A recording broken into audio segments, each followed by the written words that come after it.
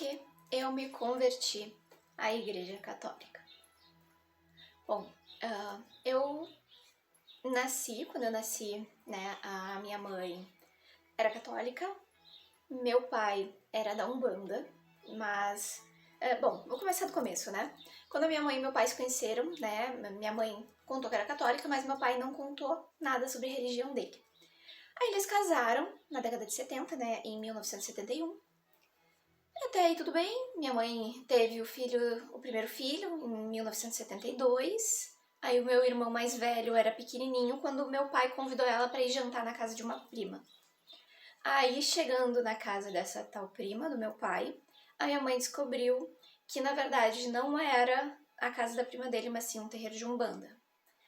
A minha avó ainda era viva na época, né, e não permitiu que minha mãe se separasse dele. Eles casaram só no civil, não casaram no religioso, porque meu pai não quis casar no religioso e minha mãe nunca entendeu por quê, mas ele não falava nada a respeito da religião dele. E aí, nessa ocasião, ela descobriu que ele era da Umbanda.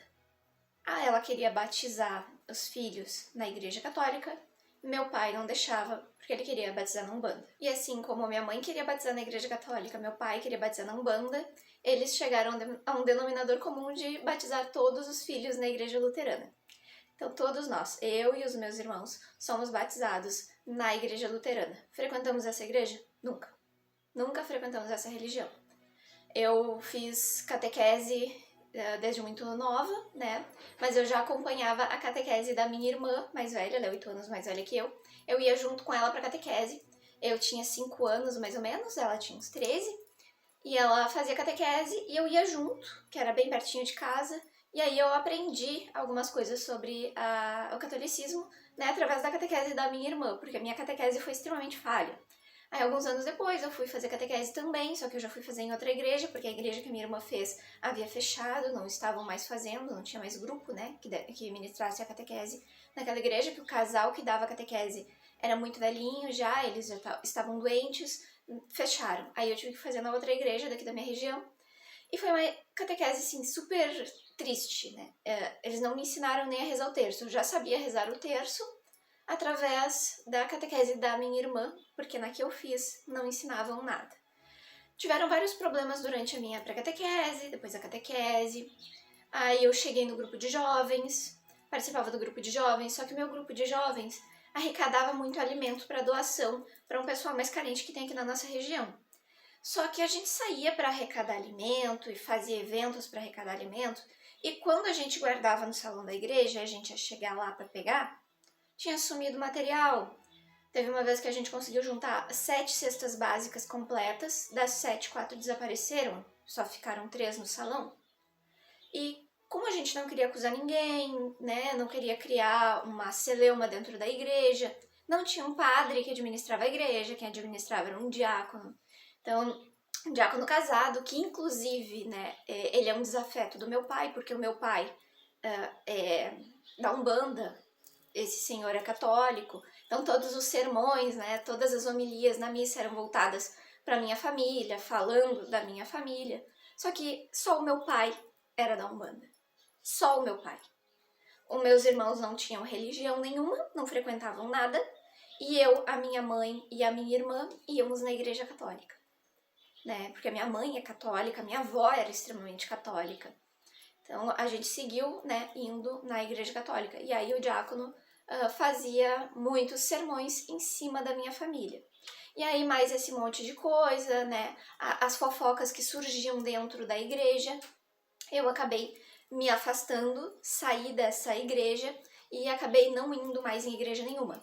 Isso aconteceu em 2009. Em 2009 eu saí da igreja e não retornei à igreja. Só fui retornar à igreja agora na pandemia.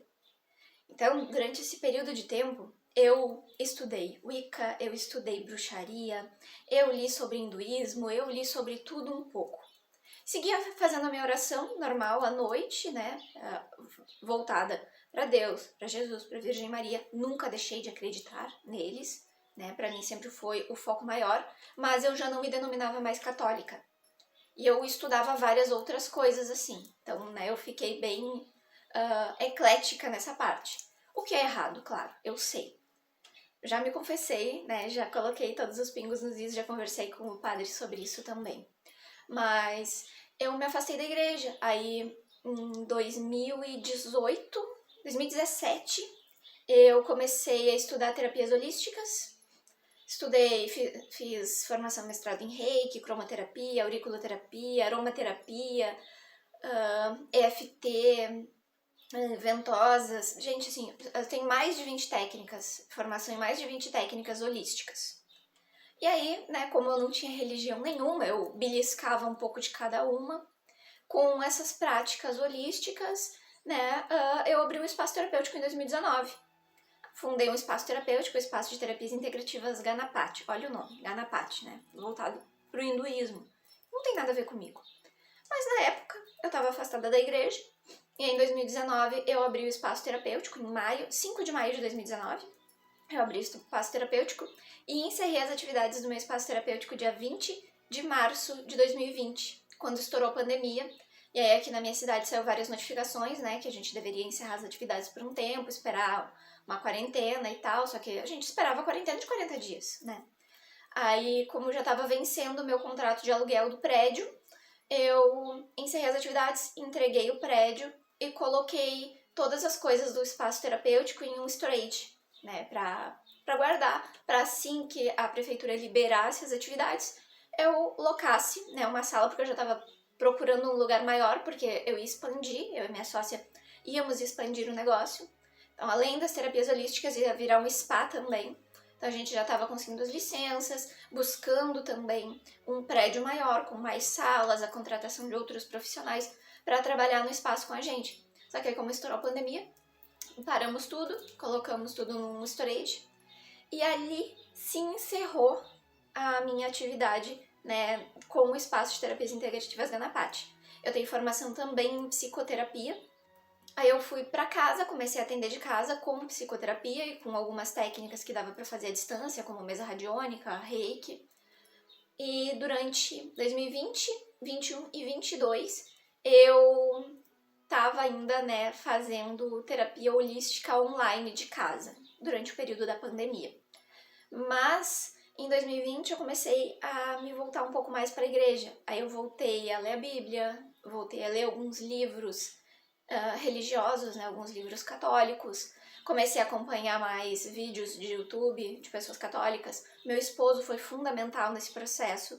Na época, meu noivo, a gente já morava junto, e ele via muitos vídeos do Padre Paulo Ricardo, e eu acabava vendo junto com ele, assim, eu tava limpando a casa, ele tava rodando o vídeo, a gente não tem, né, antena de TV, a gente não tem TV aberta, é YouTube ou stream. E ele botava os vídeos no YouTube e na TV e deixava rodando, e eu ia fazendo serviço da casa e ouvindo, e aquilo ia me puxando. Aí acabou que em 2023, 11 de fevereiro de 2023, foi a primeira missa que a gente foi, né? A gente retornou à igreja, a gente conversou com o padre sobre o nosso retorno à igreja, a gente não estava comungando, né? Eu tenho primeira comunhão, ele também, ele tem crisma, eu vou fazer crisma, agora eu vou entrar para a turma de crisma agora de setembro, então daqui a 2 anos terei crisma também, né? Se Deus quiser. E a gente foi para a igreja, conversou com o padre, nos confessamos e começamos a frequentar a igreja, agendamos o nosso casamento, passamos, né, até a data do casamento, até setembro, sem relação, porque a gente morava junto, né? Então a gente, né, fez uma separação de corpos para não ficar pecando, porque quando tu te converte para a religião, tu tem que seguir aquilo que a religião prega, né? Senão isso é hipocrisia. Ser católico de IBGE é hipocrisia. Eu não posso escolher da religião aquilo que mais me interessa. Ou eu sigo tudo, ou eu não sigo nada, né? E como a gente sabe que a Igreja Católica é a verdadeira religião, então a gente precisa seguir como manda. Porque nenhuma instituição vive 2000 anos assim, né? Então, se ela está viva 2000 anos, é porque realmente é a Igreja de Cristo. Então, enfim, começamos a frequentar a igreja, conversar mais com o padre, aí final do ano passado, nosso padre foi designado para uma outra diocese, veio um outro padre para cá e a gente conversou com esse outro padre, fizemos todas as confissões, me confessei de todos esses meus pecados, de buscar outras coisas como Wicca, bruxaria, hinduísmo, ter tido espaço terapêutico. Eu ensinei muita gente terapia holística, eu tinha uma escola de terapias integrativas, então me confessei já de tudo isso, né, já fui absolvida, já paguei minhas penitências, né? Hoje eu vejo o quanto eu era perdida, mas isso foi por causa de uma desilusão, e a gente não pode misturar o homem com a igreja. Homens são falhos, a igreja não. Então tem diferença, a gente precisa saber diferenciar, né, a instituição do homem. Tanto que essa igreja aqui da minha região a gente não frequenta, a gente vai sempre na catedral metropolitana daqui da região, porque lá é um pouco mais sério do que a igreja daqui da minha região. E ainda é o mesmo diácono. Ele ainda não gosta do meu pai e ele ainda ataca muito a minha família. Então a gente prefere não frequentar essa igreja e vai na outra. Mas durante a pandemia, com todas aquelas pessoas, né, falecendo, as famílias sofrendo, todo mundo preso dentro de casa, aquilo me fez voltar pro centro e entender que existe algo maior do que a gente e que o mal às vezes vem para nos ensinar alguma coisa. A pandemia foi extremamente ruim para as famílias, para as pessoas, deixou muita gente com um problema mental, com insegurança, com pânico, levou muitas pessoas também, né, destruiu muitas famílias, né, porque perder um ente querido é extremamente difícil, é doloroso, mas também teve pontos positivos, porque ajudou na conversão de muitas pessoas, inclusive na minha. E isso foi um ponto muito importante para mim. Graças a Deus, né, da minha família, nós não perdemos ninguém. A gente ficou preocupado, porque a minha mãe tem 70 anos, né, na época tinha 70 anos, agora vai fazer 73. Ela pegou Covid 5 vezes, e as 5 vezes que ela pegou Covid, ela passou super bem. Ela tem artrite, nenhuma dor dela apareceu, ela ficou com todas as juntas como se ela nunca tivesse tido dores nas juntas. Ela ficou super bem. O meu irmão mais velho, também ele é 20 anos mais velho que eu, né? Na época ele tava com 50 anos. Ele disse que ele também não tinha dor nenhuma no corpo, ele se sentia super bem. Tanto que ele descobriu que tava com Covid porque ele foi fazer o teste para poder ir visitar a namorada dele, que cuidava de uma idosa. E aí ele fez o teste só para garantir que ele não estava com Covid. Ele fez o teste, estava se sentindo super bem, e ele estava com Covid. Então, assim, a minha família foi muito abençoada nesse período, né, de pandemia. Graças a Deus, todos ficaram bem, ninguém foi hospitalizado. Eu tive Covid 3 vezes. Também, assim, eu acho que, assim, depois da minha irmã, eu fui a pessoa que passou mais mal. A minha irmã passou muito mal mesmo, mas não foi a ponto de ter que ser internada, né? E nem eu. Eu tive Covid 3 vezes, mas durou ali 2, 3 dias, muita dor no corpo, muito cansaço, mas passou. Do resto, tudo bem. E isso nos trouxe, né, para a igreja. A gente voltou a frequentar a igreja, a gente voltou a comungar. Agora a gente vai todo domingo para a Santa Missa. E isso nos dá um norte, né? A gente consegue entender que existe algo além, algo maior. E isso nos torna pessoas melhores também. Porque quando a gente faz por nós mesmos, a gente tende a desistir. Quando a gente faz por alguém que a gente ama muito, a gente segue em frente e enfrenta qualquer coisa para poder estar junto com esse ser que a gente ama tanto, né? E o católico ama a Deus, ama a Cristo e faz tudo que faz para poder estar junto com Ele um dia no céu. Então a gente tem a Igreja Católica não é só uma religião, é uma forma de vida, porque ela te traz valores morais. Ela te faz pensar naquilo que é certo. Eu cresci ouvindo aquele ditado: não faz pro outro aquilo que tu não quer que façam para ti. Mas na Igreja Católica, essa frase, ela não vem no negativo, ela vem no positivo. Faça para o outro aquilo que você gostaria que fizessem por você. Então coloca a gente a fazer pelo outro e não a não fazer pelo outro.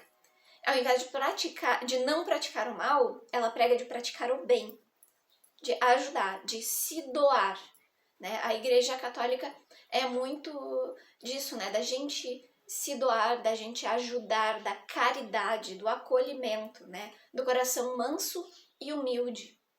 E isso é extremamente importante nos dias que nós vivemos hoje em dia, né? Que as pessoas dizem, não vou ter filho porque o mundo tá ruim. Mas aí que tá, a gente precisa ter filhos para melhorar o mundo que a gente vive. Porque senão outros povos vão dominar com valores completamente diferentes. Às vezes sem valores nenhum, sem valor moral nenhum, sem escrúpulo nenhum. Então, se tu quer seres bons na Terra, trata tu de colocá-los na Terra. Eu e meu marido queremos filhos, ainda não fomos abençoados, né, com o dom da paternidade, mas nós seguimos tentando, fazendo exames, trabalhando para isso, porque ser católico é servir a Cristo. E é isso que a gente faz. Eu cuido da minha casa, eu cuido do meu esposo, porque eu estou servindo a Cristo. O meu esposo cuida de mim, mantém a nossa casa, cuida da nossa família, porque ele está servindo a Cristo. Cristo é o nosso bem final e é por ele que a gente trabalha. Então, assim que se deu a minha conversão, né, depois de tantos percalços, passar por tantas coisas, né, eu entendi finalmente que Jesus me ama. Ele nunca desistiu de mim. Mesmo eu virando as costas, mesmo eu largando a religião, ele nunca desistiu de mim. Ele sempre me abençoou. Abençoou a minha família. Nós éramos extremamente pobres. A minha família era muito pobre. E ele nos abençoou com prosperidade. Ele nos abençoou com abundância, com saúde. Nós somos 7 filhos. Mais a minha mãe e meu pai. E aí tem as minhas cunhadas, os meus cunhados, os meus sobrinhos. Somando dá um total de umas 25 pessoas. 25 pessoas. E todos com saúde. Todos vivos. Todos juntos. Todos unidos. Ele sempre nos abençoou. Porque ele nos ama. E Jesus te ama também. Às vezes pode ser que tu não ouça ele. Mas pode ser que tu não ouça ele porque tu não tá parando para ouvir. E o silêncio também é uma resposta, como diz o Frei Gilson. Busca meditar sobre isso e estudar um pouco mais sobre a religião católica. A gente tem uma coleção de livros da igreja, da história dos santos, que é linda. Só a Bíblia já motiva a gente a ser melhor. Essa foi a história da minha conversão. Eu espero ter te ajudado de alguma forma com esse meu relato de vida. E fico à disposição para te ajudar também a te encontrar, a encontrar o amor maior que é nosso Senhor Jesus Cristo. Beijinhos, fica com Deus.